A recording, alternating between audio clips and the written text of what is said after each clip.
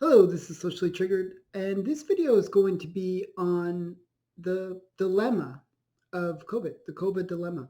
COVID, the, the virus outbreak has been kind of an interesting experience. You can actually watch my early videos on it. Um, and if you watch my early videos, I sort of was watching what was happening in China, and this is back in January. And I was seeing all these kind of things where people are like literally falling down dead. It's like pretty scary. And I was pretty paranoid at that time in January. And then February rolled around. I actually believe that I probably had COVID in January. I had all the symptoms. They didn't really do testing back then of COVID, but I think I had all the symptoms. Um, I actually went to the hospital a couple times because and it was a pretty scary time overall. However, February rolled around and I saw that there was a real shift. Still at that time, people were downplaying it. A lot of the media was downplaying the virus, and I actually thought they were downplaying it too much. And I was actually very critical of the media for doing that. And, you know, Trump was actually saying, hey, look, maybe this is something serious. He was, putting the lockdown from China and stuff like that. He was doing things, and the media was basically going against him and saying that he was like, you know, making people kind of crazy about the virus. And, even though he actually kind of downplayed it as well. So the funny thing is, as it got into March, there was a shift. Even up to like still downplaying the disease, and then there was a huge spread within New York, and this is probably because people were downplaying it. There was a big Chinese festival there. They were putting sick people into quarantine, not into quarantine, but into nursing homes. And there was huge outbreaks within the nursing homes. And so all of a sudden you get a huge number of deaths. And it was a bit of a mess. And then they talked about, hey, we got to, flatten the curve so that you won't overwhelm the hospitals. And that was the way people were thinking. Like, you got to just sort of flatten the curve because if you we lock down for maybe 2 weeks, they were saying 2 weeks, in March. They were saying 2 weeks, maybe by April we can open up again and things will be back to normal. Okay. And that was what we were told. And that they just needed 2 weeks to flatten the curve. Everyone will be okay. And they were telling us, don't wear masks. I think part of the reason they were saying don't wear masks was they didn't want there to be mask shortages, and the frontline workers did need those masks. But they were saying that masks were not really useful, and they aren't for the most part. If you look at the actual science, there's really no evidence to show that the masks are particularly useful in stopping the spread. There's a lot of these kind of studies that came out, but if you think about it rationally, they don't actually disprove the or prove that masks are effective. One of those studies was the barber study. So they had these two barbers that were infected, and they noticed that they wore the masks the whole time, and none of their patrons or clients got COVID. And so they drew the conclusion that, oh, hey, masks were effective at preventing the spread of COVID from these barbers.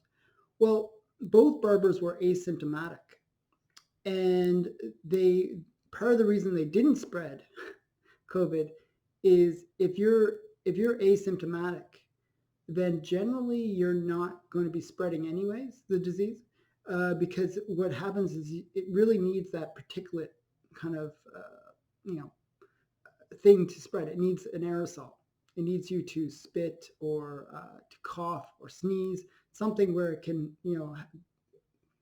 It needs that water particle or saliva particle to basically latch onto in order to get into other people. So it's through the coughing and sneezing that really it spreads. So if you're asymptomatic, you're not really going to be spreading it. So generally, that's the case. So if you wear a mask or not, it doesn't really matter because you're not going to be doing things which really prevent the spread. So that was kind of one of those easy studies to debunk. There was a bunch of other studies. There was actually studies that happened as early as 2015, and there was other studies which showed masks are not effective. But we were told, we were first told that they weren't effective, then we were told that they are effective, and now they're going even more extreme where everyone masks are mandated, and now you have to wear masks regardless. It's just like every day now. It's kind of crazy. So here's where I'm going with this. We have this situation where things kind of scale up. And what I mean by that is that at first there was like a little hysteria about the disease, and I felt it too. I saw the stuff coming from China. Then there was like the denial. Then there was the transition where people all of a sudden were very paranoid about the disease. And then there was the stage where the government became paranoid about the disease. And governments are always a little bit slower to react. And then what happened was once the government got involved, at first it talked about very small action, which was 2 weeks. Then it talked about more stringent lockdowns and like actions. And then it talked about even more and more. It get progressively worse. Then when things look like they're getting sorted out, like if you look at the end of June, things were pretty mild at that time. Like it really was, in a weird way, what Trump said, and nobody likes this, was that it would magically disappear. Well, during the summer months, it kind of did magically disappear. It was very like end of June, July, August.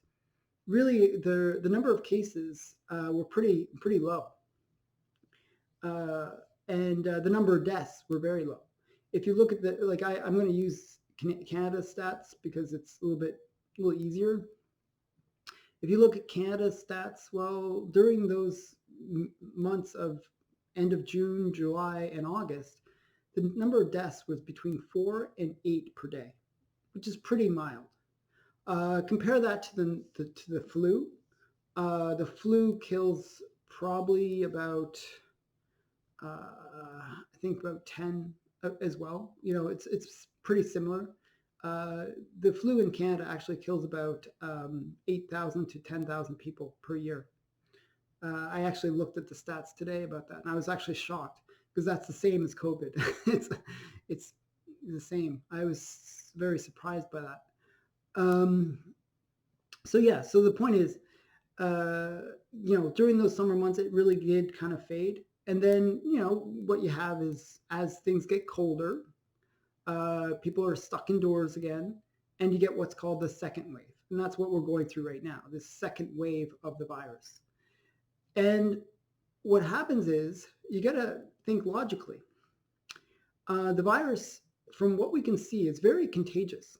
It does spread very, very quickly. There was actually a really interesting outbreak that just happened in Ontario where there was this spin class. And I'm not sure if you're familiar with spin classes, but what you do is you're on a bicycle and you basically spin the wheel as fast as you can, and it's a high cardio activity. And as a result, you're doing what you would expect. You're breathing heavy. And what happened was one person or maybe a couple people in the group had COVID and basically spread it to the rest of the group. Because, as I said, what spreads the disease is this aerosol. And if you're breathing heavy, really, really heavy, well, you're probably going to be spreading it, even if you're asymptomatic.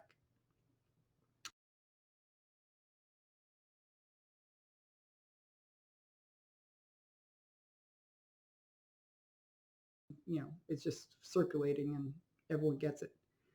So yeah, so not that that led to any deaths. Nobody died from it, but it was, kind of annoying that everyone got sick.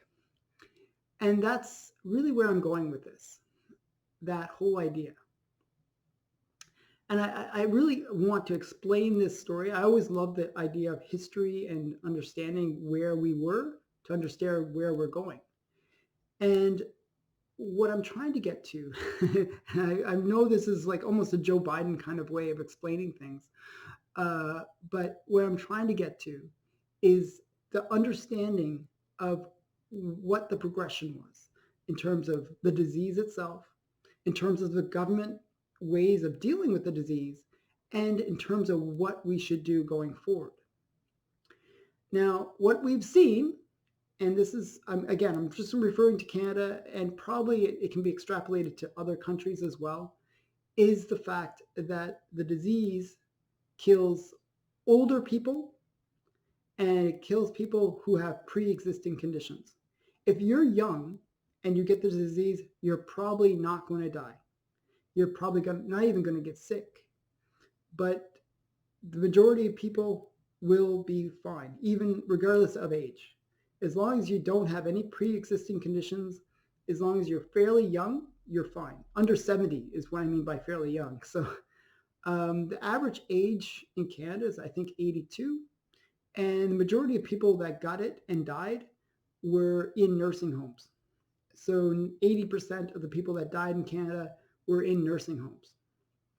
And these are people who probably have a life expectancy of about 6 months. So what probably happened is COVID reduced their life expectancy by.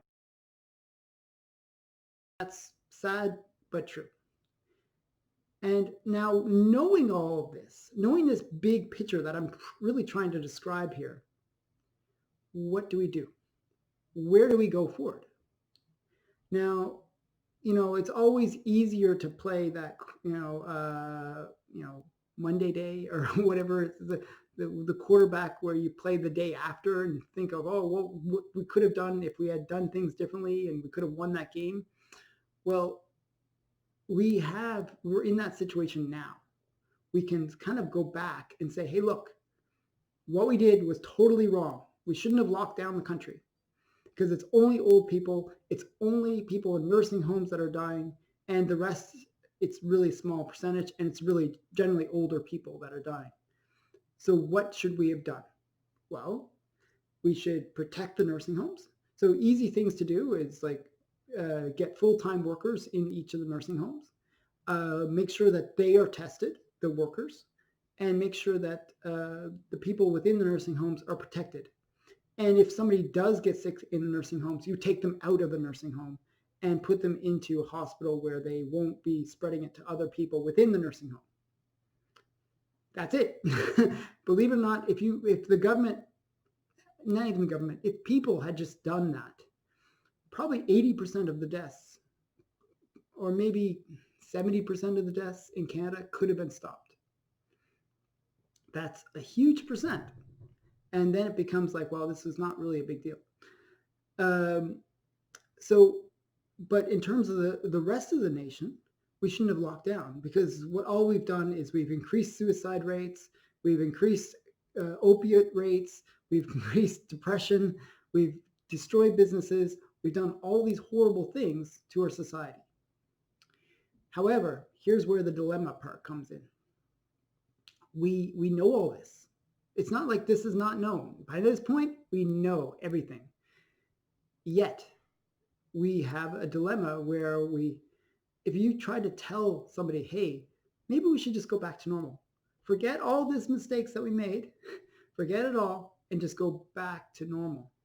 Well, what has happened is you got all this history, all this progression that I was talking about. And that history has made people so paranoid that they're not willing to go back. The genie's out of the bottle, and sort of speak, in terms of the fear that you've created. And it's almost impossible to tell people to go back to normal. People fear that one death. One death is too many in their minds. And you can't, what people don't understand is people actually die. It's a normal thing. And it's not, I'm not saying that's a good thing that people die, but it's natural. People die. And it is what it is. It's people will die, and you can actually be the cause of the death. Like, that's another thing you have to understand. Like, in the past, I had a cold. And if I coughed or sneezed, I tried to prevent other people from getting my cold, but some people would, and they might have spread it to somebody else, and that other person could have died. And that's very likely, that we all have been in that situation where we spread something to somebody else, and the wrong person got it, and the wrong person was just the right person to kill in terms of the virus. It is what it is. People get sick and some people die. And if we had done the same stuff with the flu, where we track every single case, we get very paranoid about the numbers, we would have seen the same things that we saw with COVID. We would have saw this wave of like case rising as the disease spreads throughout the community, and we would have seen deaths as a percentage, and we would have seen people die. That's the way most viruses and diseases go through societies. And we have to realize that that's normal. Okay. And what I'm saying is, if we can go back to normal, uh, we have to realize that people will die. And that is the dilemma right there, that we have to get back to that concept that it's normal and it's natural to die, and that there's not much that we can do to stop that. And what we have to realize, and this is pretty obvious, but I have to say it anyways, is that the disease is very, very contagious. It gets through the community, it spreads. Well, if that is the case, we know that is the case. Well, probably a lot of people have had this disease and it's already spread through the community. Locking down won't make any difference. Wearing masks won't make any difference because it's already out there.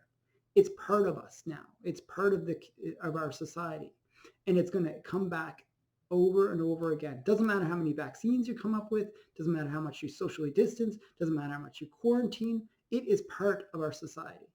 This disease is part of us. We can't contact trace it out of existence. We can't quarantine it out of existence. It is within our communities. It is something that will spread. Other, people will get sick. Some people will die, and that's just the reality. Now, that's a harsh reality to face, but the good news in that reality is that, well, we will develop some immunity through our communities, and we don't have to be living in fear, because it's just back to normal. That this is just another thing, like the flu, like a common cold, like so many other diseases that are inside our community, that we just have to be aware of, and that we have to do the basics. Wash our hands, avoid coughing on people, avoid, cough into our armpit, do the basics where we can sort of go back to normal. Maybe we have learned a little bit about not spreading diseases, but that's about all. I know this is a bit of a long video, and I apologize for that. I'm trying to be actually very concise in terms of what I'm saying, but I always love to show the history of anything so that you have that full context. But the point that I really want you to take away from this whole video is that it's pointless to lock down, and we have to move forward. We have to use the knowledge that we have right now. And we know from the stats, we can look at the stats, we have enough information to make really good decisions. And we have to realize that it's too late to do these lockdowns, and it's too late to continue the social distancing. And we know that those activities are destroying our society. So we have to do what we can, not just protect lives, but protect our society and the lives that exist within it. And if we can do that, I think we will move forward from this, learning from it. And in the future, if some other disease comes along, we'll know how to best react to it. So this has been Socially Triggered. I hope that this video made sense. It's a bit of a longer video, and I'm going to try to put out some more videos in the next few days uh, about different issues. I don't like talking about COVID all the time. And if you want to hear me talk about something else, like politics or economics, whatever, please leave a comment below and I will try to address whatever questions you have. I'm going to do, my next video is going to be on probably capitalism, because I love teaching people about capitalism. And check out my other videos. I recommend that. What do you think? Should we continue the lockdowns? Do we have to live in fear? And I hope to hear your feedback. Thanks for watching. Bye-bye.